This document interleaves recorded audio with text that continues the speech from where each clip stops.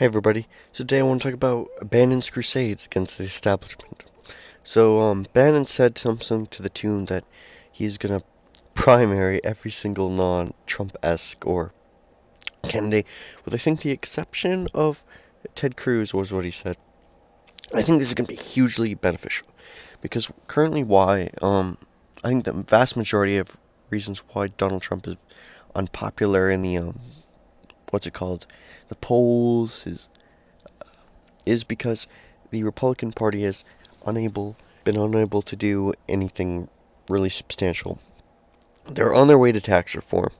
I think they'll get there, but I think they still need more Trump-esque senators to really um, do the other things, say building the wall or repealing Obamacare or reforming trade. He really needs more supportive senators, especially in Arizona, and also if we can take back some of the senatorships that are like the Obama era senatorships with the Democratic wave in 2008, which practically destroyed the Republican Party in Congress. Uh, and this is what we need to do because there's lots of senators in ruby red states that need to be taken back. In West Virginia, Montana, etc. Missouri, North Dakota, all these states where Trump did huge leads, yet there's Democratic senators in them. I'm not going to talk about the House because the House is much harder to flip because the districts are pretty much custom made by gerrymandering. So uh, it's all about getting your party to vote for you, and organizing your base to vote more, because independents are not really the essential to win um, in the what's it called midterms, because in a general election everybody votes, so your base is already voting. It's really about swaying independent voters. In midterms, it's about just getting more and more of your base to vote, and that's what we need to do. So I think the reason why we need Trump-esque uh, senators is because they can generate a lot of enthusiasm. Let's go down.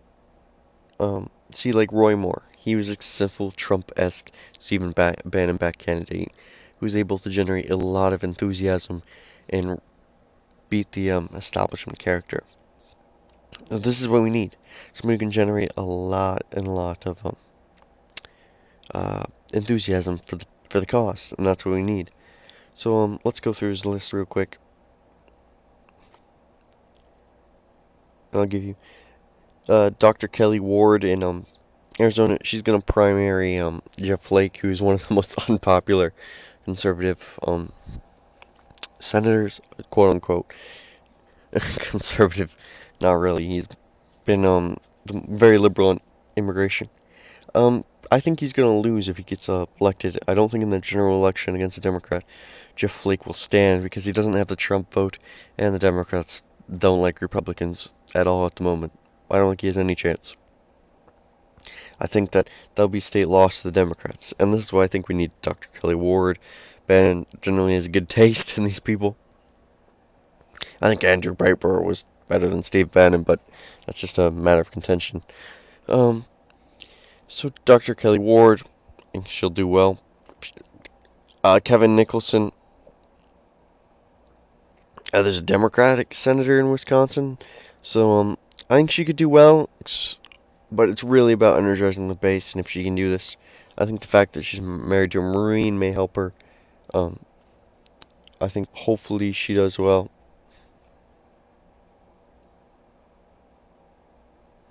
Tennessee. So the Tennessee is open, and this is simply about winning the primary because any Republican candidate will win the senatorship in Tennessee.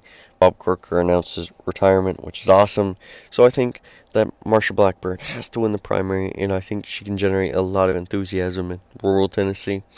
So I think she'll do well. Mark Rosedale, Montana. I think this is important because Montana has a Democratic senator. It's odd because it's a deeply red state. Trump won by something like 20 points. And Matt Rosdell probably can win the primary, especially on the other Trump-esque candidates that have ran in Montana. I think they're doing really well, and I think he'll. I don't know if he'll be able to beat the Democrat because there's such a huge Democratic incumbent advantage in a lot of these states, and he needs to overcome this. So I think he'll do well. This would be another great vote to have in the Senate. West Virginia. So this one's odd. So it's like the biggest Trump state, and that's what he needs, a very big Trump-esque character to beat Joe Manchin, who's the last real blue dog Democrat, I would say. Maybe Heidi out of North Dakota, but I think he'll do really well. As long as he wins the primary, I think he has the chance to beat Manchin. It's just overcoming the respect he has. That's the issue. And I think that if we get him, and especially Montana, that would be a huge way of securing a lot of, or counteracting a lot of the Rhino influence currently in the Republican Senate. The Republicans won't lose the Senate. It's practically impossible. And all they have to do is pick up one of the contested seats, which is very likely, and also they could pick up a lot more because a lot of the states Trump won is where the senators that are Democratic senators that could be overtaken are running. So that's all it would take. Um, and then of course this Roy Moore, who will definitely win the general election, no doubt about it. Thank you guys for listening today.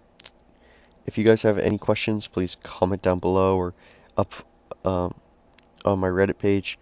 If anybody, it'd be nice if you guys liked and subscribed, and also give me suggestions below or upvote me on Reddit. My Twitter's at Populare _ YT, and you can follow me there. So thank you guys. Have a great day.